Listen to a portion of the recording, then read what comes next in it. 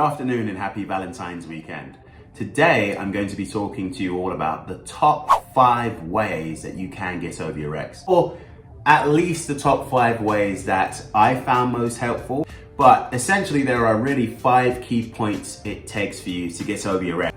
On Valentine's Day weekend, we're often reminded of people that we might have been with in the past where we felt like we're not fully over them, or we might have broken up with someone a month ago. Hell, we might have broken up with someone this week. The fact of the matter is, not everyone is in a relationship, and unfortunately, not everyone is enjoying this day. So for those of you who might still be struggling in regards to getting over their ex and trying to figure out ways they can really move past it, this video is for you. Because 1, you can get through it, 2, you will get through it, and 3, you are not alone. I myself have gone through, unfortunately, a few bad breakups, and I know there are an abundance of people out there who are either going through one right now or they have in the past. So let's start. What are the top 5 ways you can get over your ex? Number 1. Now this one's a bit tricky, but I want you to be very honest with your pain. You know, in the generation we live in, it's so easy for everyone to say, well, I don't care. I don't give a fuck. I don't care who that person is. I never really liked them that much anyway. I'm a bad bitch. I was low-key interested in her, man. I don't care. A hoe's gonna be a hoe.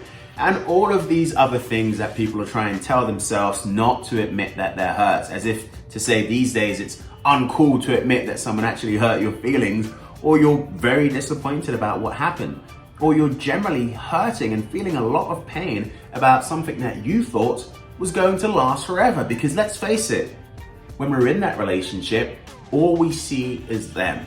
So when it ends, there's a part of us that feels like a life that we might have even been tentatively planning for has ended as well, whether we like to admit it or not. So be honest with yourself. When you're honest with your pain, when you're honest with how you feel, and when you say to yourself, you know what? I really am hurting.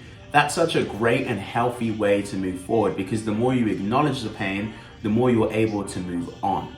Ask yourself what you could have done better. I know. Trust me.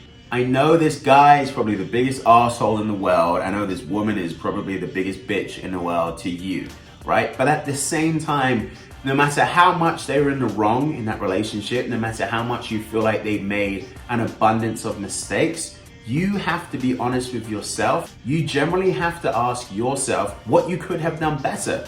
Because unfortunately, you are not perfect. I'm not perfect. None of us are perfect. And in every single relationship, there are always things we could have done better. Now, here's where it gets really cool. When you're figuring out the things that you could have done better, it allows you to figure out who you might even be more compatible with in the future. So not only are you kind of tearing down the walls within your cerebral hemisphere and trying to understand who you are and what you could have done better, but in you trying to find out what you could have done better, you're also finding out who you might be more conducive with, who you might be more compatible with, and what kind of people you want to attract in the future. When you're looking inside yourself and trying to find out the things that you could have done better, it's allowing you to perhaps find an even better match in the future. So this is a win-win. It might be a bit hard at first when you have to sit down and actually take notes. I would recommend you take notes, because when you're visualizing it and you're actually seeing the things you could have done better, it gets you closer to finding out who you're supposed to be with next time. And the results are remarkable. Sincerely, I've tried this a few times and I feel like it's always made me a better person, so that the more relationships I get into, the closer I am to becoming the boyfriend that I always thought I was and I always wanted to be. Number 3, this one's kind of corny and you might have heard this, but discover a love for your own passions, a deeper love for your own passions.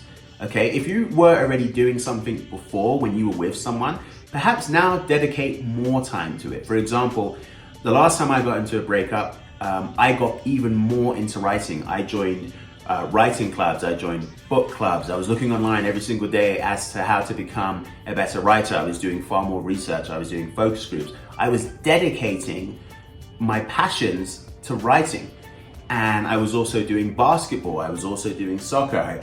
I exercised twice a day. Okay, there are an abundance of passions that I enjoyed. I was playing more guitar. My point being is that there were an abundance of things that I was doing because I was like, you know what, I have so much more time to focus on me. And that really was a fantastic experience, because now every relationship that I get in, those passions are still being maintained. I'm probably not doing them as much because I'm trying to, maintain time with this person that I'm trying to get to know. But those passions have still stuck around, and they've allowed me to grow as a person. Number 4, exercise. Those endorphins will be swirling around your cerebral hemisphere and helping you to feel a bit better about the whole situation. If you don't have a gym membership, get one.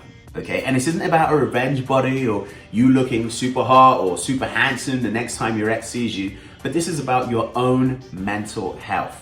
Okay, you heard what I said at the beginning. Those endorphins are going to be swirling around your head, and they're going to make you feel significantly better about the situation than perhaps you would have been yesterday. And if you don't even want to join a gym, run around the park, walk around the park, walk your dog, go for a jog around the block if you live in a city. Any kind of exercise. Hell, you could go on YouTube and type 20-minute exercises to do in your home, and you could do it in front of your very own television.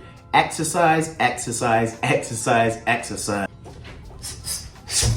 I'm telling you, oh shoot, I almost knocked over the camera. I'm telling you right now, exercise is the key to adding to your happy. Oh, hello. Oh, you okay? I don't know if you can see him. You always, right on cue. Right on, oh, you're such a good boy. Who can deny those brown eyes? If you want to add to your happiness as you're trying to work on yourself, and exercise is one of the easiest ways to do that. And you might even find that that becomes a new hobby that you find yourself doing on a regular basis. And number 5, spend time with family and friends. It's so good to sit down with your friends and, air some of your grievances out and talk about the pain that you might be feeling. And yes, unfortunately, friends, for better or for worse, they're going to gas you up. They're going to tell you that he's a prick, or she's a terrible person, she's a hoe, whatever they're going to say. And take those things with a grain of salt, right? Because yes, that person might be, in the wrong for not realizing, how great you were when they had you and all that stuff. But use it as a sounding board for someone to hear you. Things are so much better when you have someone to speak to you about them. That's why psychologists get paid, $200 an hour, depending on what bloody state you go to. So speak to your family, speak to your friends, and don't just speak to them, spend time with them. Maybe go to game night with your family, maybe go out, get drunk with your friends, have a good time, go to the movies, go bowling, whatever it takes for you to take your mind off when you've allowed yourself to have the pain at the beginning, right? That's number 1. When you've allowed yourself to take great consideration into the things you could improve, when you've developed your hobbies again, and when you started exercising, and you start hanging out with your friends and families and start building routines, developing friendships, so that the next relationship that you get in, those aren't taking a back burner. Your friends are always going to be there with you. Relationships and dating these days, they're not so certain. So hang out with your friends and family. Okay. These are the things I guarantee you are going to help you get over your breakup.